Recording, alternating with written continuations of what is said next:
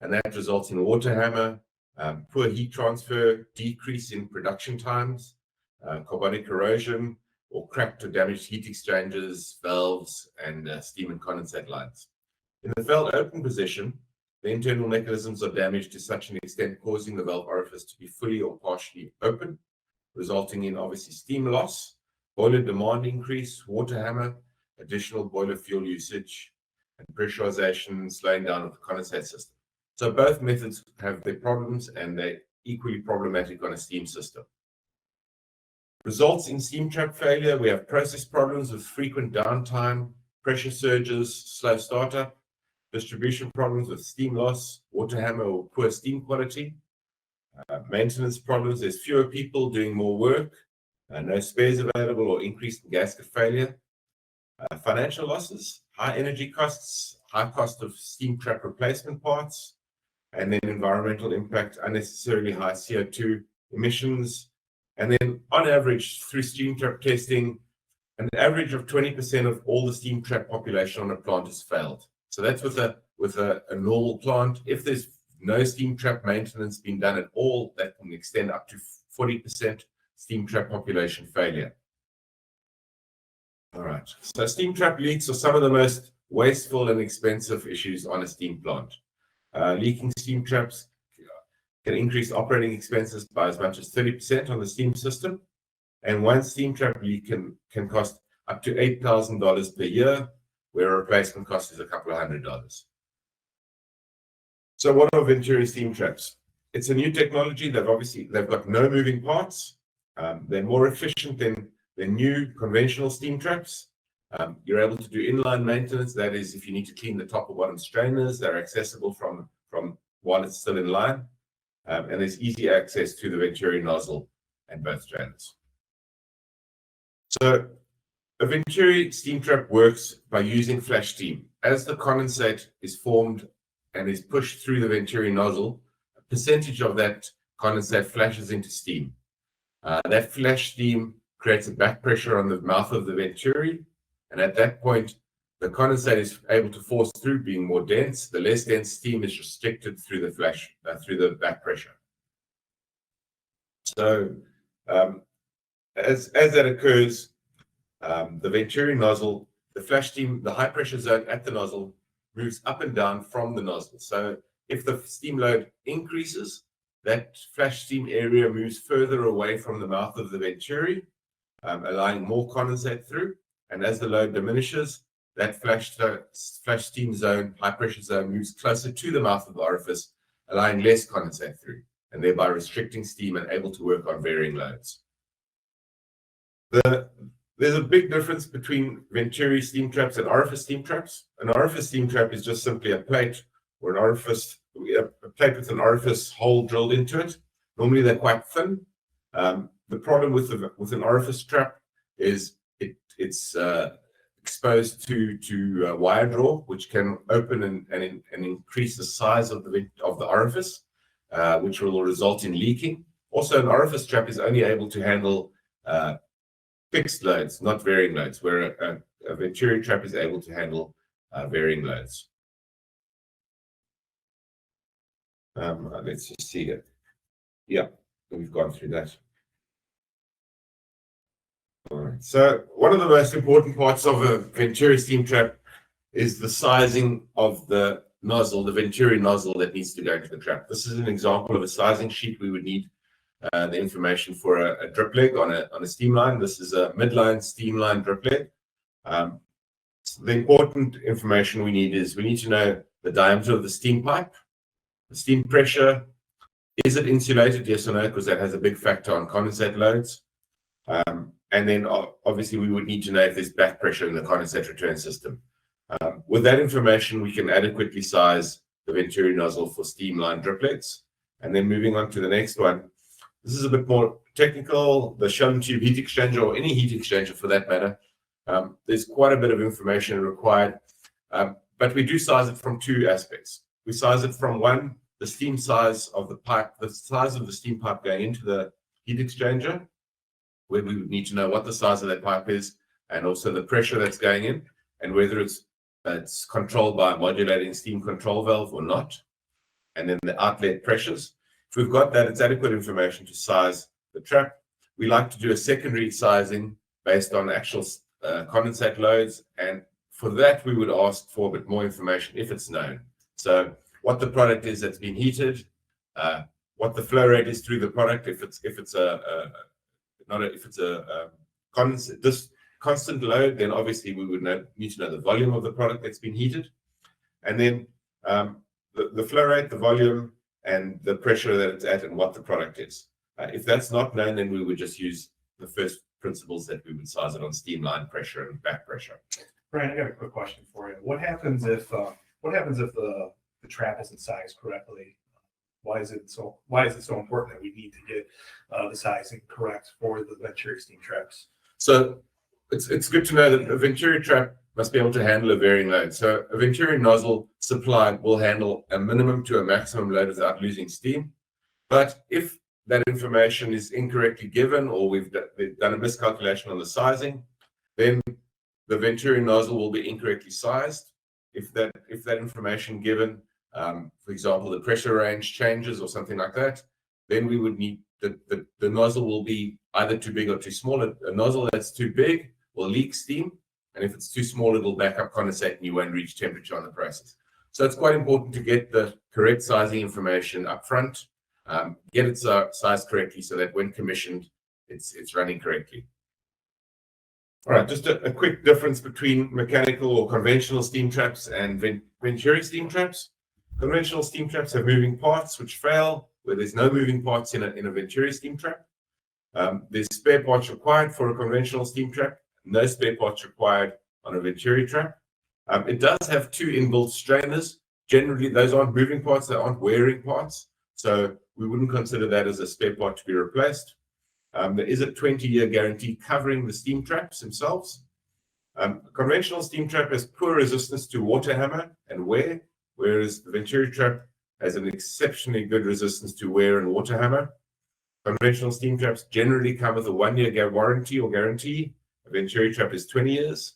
Expected lifespan of 1 to 3 years on a conventional steam traps. You do get steam traps which last a bit longer, but on average, that's the lifespan before they start to leak. Venturi trap guaranteed for 20 years and an expected lifespan of 20 to 30 years. And then the mechanical or conventional steam trap can fail open and waste steam, but a correctly sized Venturi steam trap will not waste steam. Then that's just an exploded view showing the Venturi steam trap. You can see the primary strainer at the bottom, and then the secondary strainer at the top, with the Venturi nozzle just below that and the gasket where it fits in. That Venturi nozzle, easily accessible. So if there is a sizing issue, you don't need to replace the whole steam trap from the line. Like some manufacturers, you can simply just open the top cap, unscrew the nozzle, and refit the new sized one. So just an example of a financial loss using mechanical steam traps that have failed in the open position. On a system measured, the trap loss was 33 pounds per hour, plant operating 8,000 hours a year, with a steam cost of $10 per ton, is a total annual loss of $2,640 for that steam trap, where the replacement, as I've said before, just a couple of $100 to replace, and you've immediately getting that saving back. So normally the payback on one of those steam traps is less than 6 months. Virtually never longer than a year, less than 6 months normally. On exceptional cases, it's less than 3 months. Other cost savings using Venturi steam trap technology. There's no more stock holding of steam traps and spare parts because you're not needing to replace them regularly. There's no more labor required to maintain the steam traps because they're not failing, they're not needing to do any work on them. Less water treatment chemicals lost, less boiler makeup water, and faster and more efficient production due to improved heat transfer. The reason there's improved heat transfer is because the Venturi trap has a constant discharge principle, which means it's always getting rid of the condensate as it's formed. So your heating is much more efficient than on a steam trap that builds up and then blasts its condensate load out. It's much more efficient, yeah. All right, so that's just a brief summary of the traps, and let's hear if there's any questions. So yeah, at this point, any questions that any of the users on line are interested in sharing with us, you can either chat them in or you can raise your hand and we can open your mic. We do have a couple of questions that came in earlier. And I'm just going to move this to the chat. So, Bryan, one of the questions that we had that came in earlier, what could happen if the Delta Steam Trap is sized incorrectly? So we talked about that earlier. What ultimately do you do to fix the problem though once the trap has been put in place? Yeah.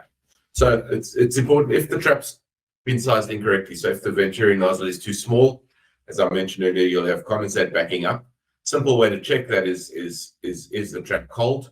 If the trap's cold, it's a quick, simple procedure of taking out the Venturi nozzle that's in and installing the correctly sized one. If it's sized oversized, the trap will be leaking steam, and it's the same process, simply just replacing the nozzle. What you want to obviously avoid is high steam losses. So on commissioning, it's important to check the trap. Once the nozzle is sized correctly and installed, you can fit and forget, walk away, and then you shouldn't have any problems with that trap again. Bryan, I got a question. For this steam trap going on process equipment, is there any concerns putting this trap in service on process equipment? I know we mentioned heat exchangers that this can be installed in. Kind of going into process equipment and this being installed in that area. Yeah. So process equipment is not a problem. We've installed numerous process applications worldwide. It's important to gather the right information though. We're trying to achieve as much efficiency on your process equipment as possible. Get your heat up times to their absolute optimum. So knowing the process, understanding a bit about it, getting the correct sizing information is very important. But unless it's an extreme process application where the load is very high to start and drops right down to a very minimal load, that's something to be watched out for. But generally, if there's a heat exchanger with a control valve on it, that eliminates any of the concern with load variations.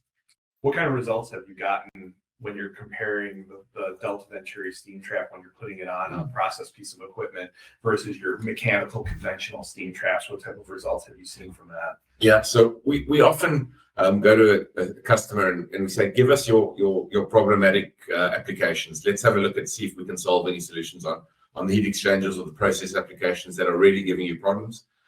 We recently did a petrochemical heat exchanger where they had been struggling since commissioning many years back on reaching temperature. And we did the sizing on the heat exchanger, replaced the trap, and the feedback immediately was they were achieving temperatures they've never been able to achieve before. Obviously, the sizing had been an issue, the correct size trap, but also because of the constant discharge principle, the trap was able to permanently get rid of that condensate as it forms, which gave them really good temperature readings that they were looking for. All right. Another question of what orientation can you install the trap? Is there any limitation with how the trap is oriented? Yes. So obviously, the trap can be installed vertical or horizontal orientation, but generally you want your trap to be discharging downwards. It can discharge up if there's sufficient back pressure. And it'll work in any orientation because it works in a Delta P. It doesn't need a ball float mechanism to be in a specific position that it doesn't drag and drop and block or open the trap. So you can install it in any orientation, but obviously you need to watch out for your pressures, your Delta P, and make sure it's sufficient.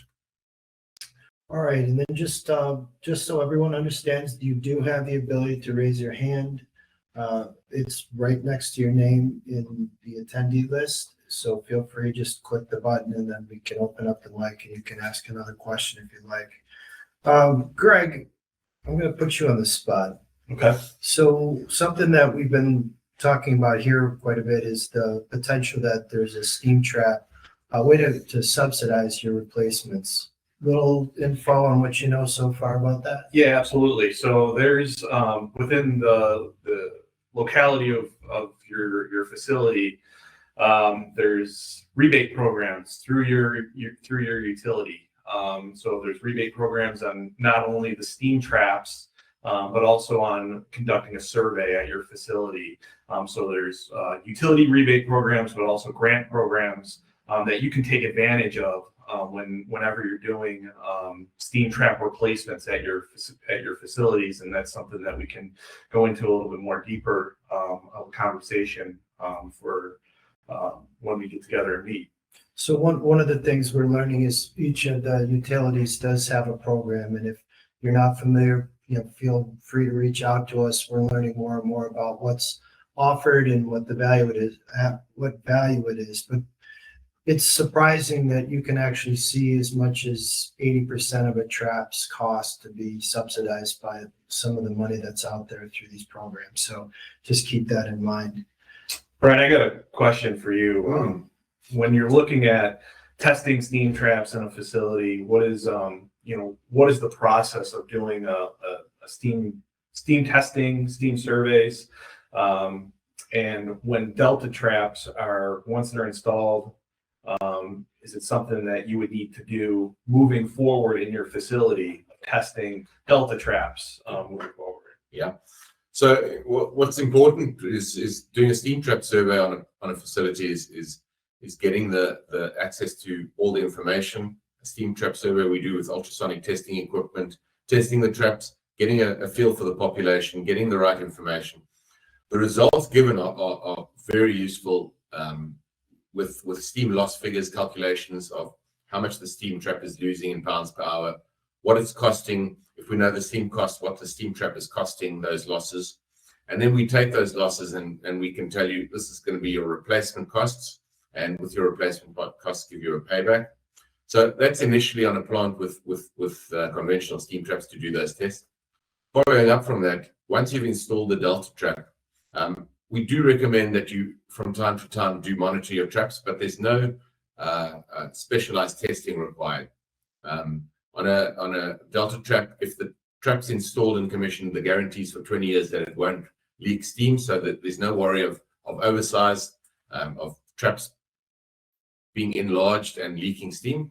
But what can be checked from time to time is whether the trap's hot or cold, because that's the only thing that could possibly happen to the trap. It could block. It's got the 2 strainers and a deflective cone to prevent that, and we don't generally have problems with cold traps, but it is something that can be checked from time to time. Just a quick test whether the trap's hot or cold. If it's hot, then it's good. If it's cold, it's a simple measure of opening the top or bottom cap, cleaning out the strainer, maybe putting a nozzle cleaner through the Venturi and putting it back into commission. And just also, I don't know if you mentioned it, Greg, but the grant programs do cover an amount of the trap survey as well, right? So Yeah, that's correct. Yes, yeah. The survey and the replacement can have some subsidy from these programs. Question about the lowest possible pressures. So something that we talked about. Is there a limitation with low pressure steam, which is often found in simple heating systems versus process? Yeah. So as long as there's a Delta P, and we go down to, I'm not sure the PSI rating right now, it's 0.1 bar. The trap can operate at very, very low pressures. So we're on heating applications, as long as the trap discharges normally downwards, it'll work fine on those applications. And then the same area, I guess a question is there a limitation with the maximum pressure? Yeah. So right up to, we've done up to over 3,000 PSI applications on certain plants. So we can generally build specialized traps for certain applications. We've got heat exchangers running in petrochemical plants that are very high pressure. We've never had a limitation on our traps, but if there's something greater than what we're currently providing in our range, we can look at that for you. Okay. Again, if you have any questions, feel free to raise your hand and chat them in. One last thing I was going to ask myself was, what is essentially one of the larger facilities or types of facilities? What was there a predominant facility type that you're seeing do mass changes with Venturi, or is it specific to just maybe the person who's involved in the measure of the energy savings they're trying to achieve? I guess your experience, because what we know is in the US, the adoption rate of the Venturi trap is a lot less than what we're seeing in Europe, Asia, parts of the East and down in your neck of the woods in South Africa. So there still seems to be a lot of people learning about it. But is there, an experience you've had that says there's no real limitation to how large of a? No, we've done many conversions on plants from small laundries where there's 50, 60 steam traps right up to large petrochemical plants on some, especially in the Middle East. We've done a number of blue chip petrochemical plants where there's tens of thousands of these traps on the plant, and they're doing retrofit progress going into a number of years on a program. Okay. Bryan, I got a question. Does it make financial sense to look at, instead of just replacing the ones that maybe failed on a steam survey, to replace just all the steam traps? I know there's steam traps that may be working in a facility, but eventually they will fail. Is there any type of documentation that shows that there'd be a financial payback on just replacing all traps to Delta, to the Venturi style steam trap? Yeah. So when we do a survey, we'll give you the results of your steam trap failures and your population of which traps are failing and what they're costing, and we'll give you a proposal for the replacement of this trap. But with that proposal, we'll also propose replacing all the traps, even the ones that aren't leaking. And the reason we do that is because we know very shortly down the line, those ones that are looking good and aren't leaking are going to start leaking, and you're going to have that process running all over again. So quite often, it's worthwhile to replace all the traps on a plant to get that saving immediately and permanently. Questions anymore? And one last chance. We figured about 30 minutes today. I'm not sure if anyone else online has a question. While we wait to make sure we haven't missed anybody's, I just wanted to say that as Peerless is continuing to develop our relationship with Delta, we look forward to working with anyone out there that's interested in not only learning about the technology, but the ROI, the installation process, the survey process. We'd be happy to do what we can to guide you through those steps and get you to a place where ultimately you're looking at finding ways to not just save money on energy, but the maintenance costs associated with installing these traps is significant. The time that it consumes from your maintenance teams or your mechanical budgets is significant. So when you have a permanent installation up front, it's something that can last so long that you can allocate those resources to something more valuable. One of the most important factors in all of this is safety, knowing that each and every time one of your folks or one of your mechanicals has to go into the facility and work with steam directly, this is a goal of ours to help you reduce the amount of contact that you come into with steam, primarily. And if anything is a driving force behind what we want to do, it's to help you improve safety in your facility. So please feel free again to reach out to us if you're ever trying to find ways to increase the opportunities in your facility to do installations using Venturis. We're here to do that with the guidance of both the technical background that Bryan brings and our goals of being part of your P&L or your financials of your facility and helping you do a better job delivering good results for those that work in your building. Other than that, not bad for the first time. Yeah, it's very good. Yeah, worked out well. What do you guys think? Production crew? Yeah, thumbs up. Well, we appreciate the time that people have given us. Again, online, thank you for joining us. Follow up with any questions directly. Greg Barrow can be reached 24/7. Better believe it. All right. Thanks, everybody. Thank you. Thank you. Take care.